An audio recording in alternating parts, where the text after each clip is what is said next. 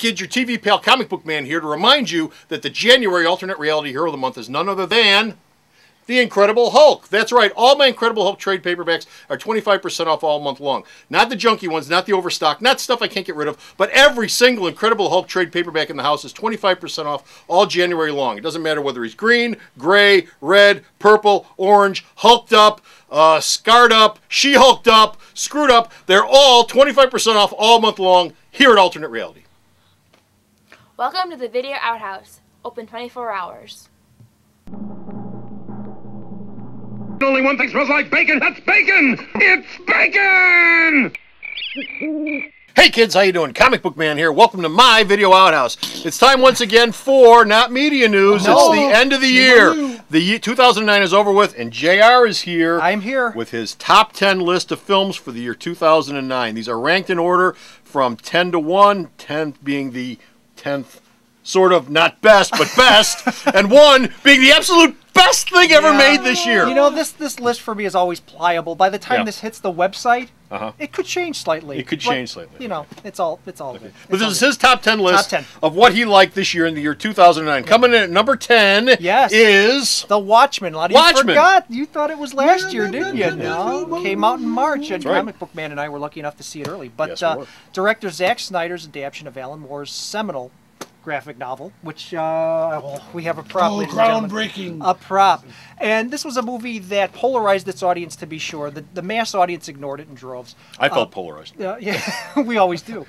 You gotta take your finger on the exactly. But for me, it proved that Alan Moore's graphic novel was not unfilmable. Yeah. Snyder found a way to make this material work. He had to truncate a lot of it, but he found a through line, and I think it sort of shattered the expectations of what a comic book movie should be. Okay. All right. Coming in at number 9 was District 9. This was a good year for sci-fi films. A couple others that didn't make the list, like Star Trek, just below the list, but pretty close. Yeah.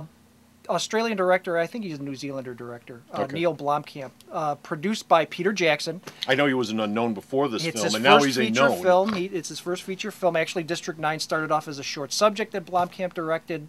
Peter Jackson saw it, loved it, expanded it into a feature film. Does not suffer for the expansion. This is a science fiction movie with ideas. What's that? What's that? Well, it was about having to move some aliens from a refugee camp to another one, and it took its subject matter seriously to comment on a lot of social things going on right now, and I thought it was a brilliant little sci-fi movie. Okay, number 8 is a film that my daughter still talks about today, which she saw a couple of months back, but it's a film that she still talks about, and it is Ponyo.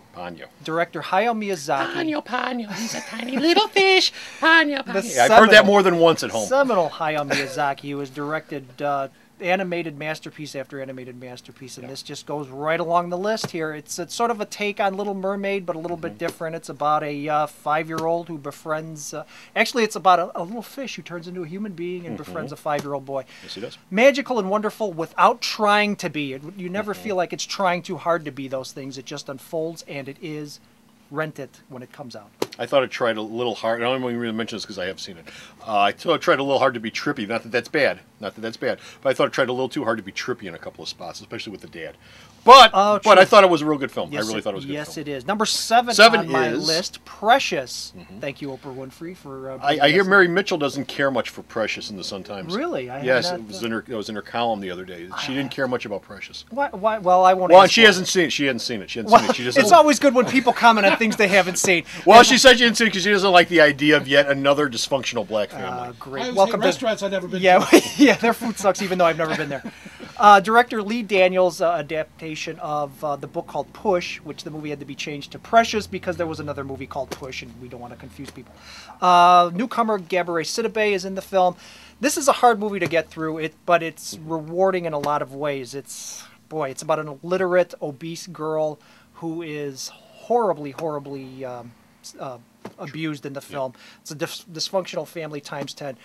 Comedian Monique is in the film, gives a great performance, as does Sidibe. It's got a crazy cast. Mariah Carey, Lenny Kravitz. Is Oprah in it? Oprah is not in it.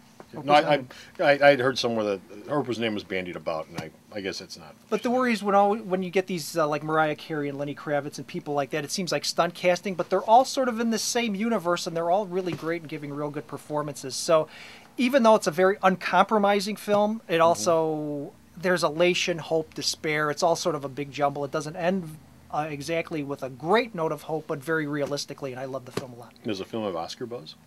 It probably will have Oscar buzz. Okay. I think it will. Your number 6 film is another sci-fi film. Another science fiction film with ideas. Which some people might not have seen. Very few people saw this. It was an independent made on a shoestring budget. It's called Moon. It was directed by Duncan Jones. He's also a first-time feature director. Duncan Jones is the son of David Bowie and Grace Jones. Okay. The film... Now, as I remember, wasn't this film, doesn't he like parallel universe, or he splits in two, or there's two of him, and you don't realize that until halfway through the film or something? Sam Rockwell, the great Sam Rockwell, plays an excavator on the moon who is there to mine a certain element that is going to be used for energy on Earth, because energy is a clean energy, by the way. That's an important point in the film. The film, yes, you are exactly right, because he is on a 3-year mission by himself on the moon. In the last 3 weeks, he starts to have some problems. He starts to have visions. He starts to see himself. I won't give it away. Okay. It's really well done. He's not the only cast member, believe it or not. Kevin Spacey is in the film as the voice of the computer on the base. It harkens back to 2001. It harkens back to Silent Running, but in the very best ways. This is a really great sci-fi movie. Okay, so that's your the top. That's the bottom 5. Bottom 5, and to recap, that's number 10 was Watchmen. Number 9 District was 9. Number 8 was Ponyo. Number 7 was Precious. and number 6 was Moon. Now 1 through 5 will be in our next segment, so be sure to stop off the store's website or go to YouTube. Check out what his top 5 films for 2009 are, and leave us some comments. Yeah. Leave us some quotes. Tell us how you feel. I mean, do you agree? Do you disagree? Even if you disagree. Yeah, you can do it on YouTube. You can do it on Facebook, because I'll probably post it up on Facebook. Let us know how you feel. And at the store's website is where Sarah. You know the usual. www.myalternatereality.com. So go to the store's website. Check out his top 10 list and all of his reviews. Most of these are reviewed on the website. He's done reviews for them. Avatar's going to be up pretty soon. Avatar. Oh, you love that. You love it. but until next time, this is Comic Book Man And JR saying bye.